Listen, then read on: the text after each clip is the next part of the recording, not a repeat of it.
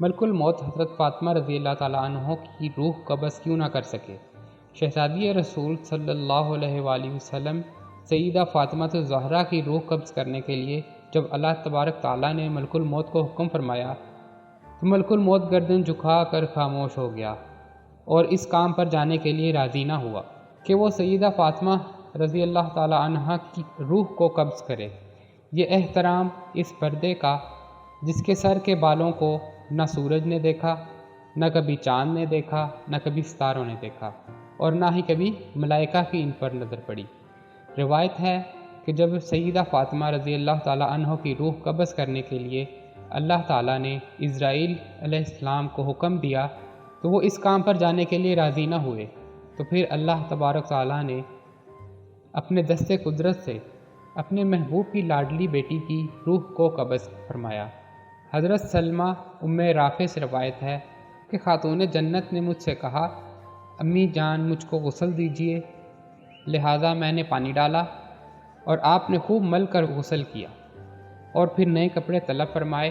اور فرمایا کہ میری چارپائی مکان کے درمیان میں رکھ دی جائے۔ آپ چارپائی پر قبلہ رخ ہو کر لیٹ گئیں، فرمایا کہ امی جان اب میں فوت ہو جاؤں گی،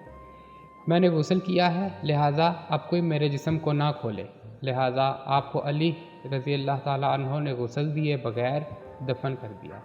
عبداللہ بن محمد بن عقیل کی روایت ہے کہ وفات سے قبل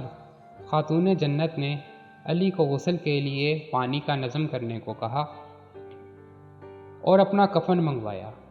جو موٹے قسم کا سوتی کپڑا تھا۔ آپ نے اس کو پہن لیا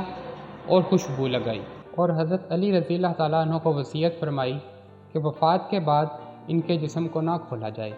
اور اسی طرح ان کو دفن کر دیا جائے۔ الغرض آپ کی وفات 11 سن ہجری کی شب 29 سال کی عمر میں ہوئی۔ اسلام میں سب سے پہلے آپ کو تابوت میں چھپایا گیا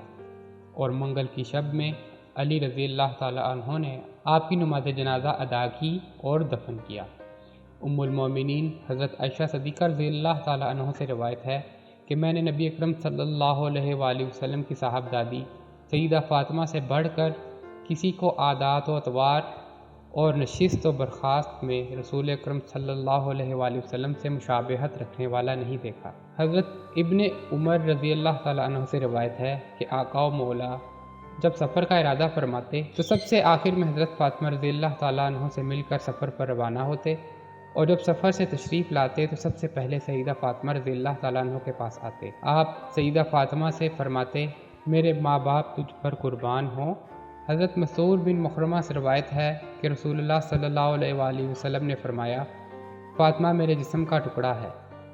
جس نے اس کو ناراض کیا اس نے مجھے ناراض کیا۔ حضرت مسعود بن مخرمہ سے روایت ہے کہ حضرت علی رضی اللہ تعالیٰ عنہ نے ابو جہل کی لڑکی کے لیے نکاح کا پیغام دیا تو نبی اکرم صلی اللہ علیہ وآلہ وسلم نے فرمایا، بے شک فاطمہ میرے جسم کا حصہ ہے اور مجھے یہ بات پسند نہیں کہ اس سے کوئی تکلیف پہنچے۔ خدا کی قسم، اللہ کے رسول صلی اللہ علیہ وآلہ وسلم کی بیٹی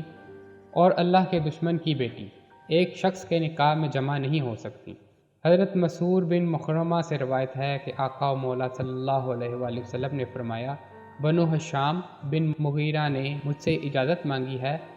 کہ وہ اپنی بیٹی کی شادی علی بن ابی طالب سے کر دیں، میں ان کو اجازت نہیں دیتا، میں ان کو اجازت نہیں دیتا اور میں پھر ان کو اجازت نہیں دیتا۔ ہاں، اگر ابن ابی طالب چاہیں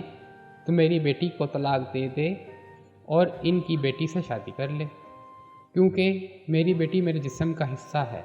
جو چیز اسے پریشان کرتی ہے وہ مجھے پریشان کرتی ہے، اور جو چیز اسے تکلیف دیتی ہے وہ مجھے تکلیف دیتی ہے۔ حضرت عبداللہ بن زبیر رضی اللہ تعالیٰ عنہ سے روایت ہے کہ رسول کریم صلی اللہ علیہ وآلہ وسلم نے فرمایا، فاطمہ میرے جسم کا ٹکڑا ہے، اسے تکلیف دینے والا مجھے تکلیف دیتا ہے اور اسے مشقت میں ڈالنے والا مجھے مشقت میں ڈالتا ہے۔ حضرت علی رضی اللہ تعالیٰ عنہ سے روایت ہے کہ آقا مولا فاطمہ رضی اللہ تعالیٰ عنہ سے فرمایا،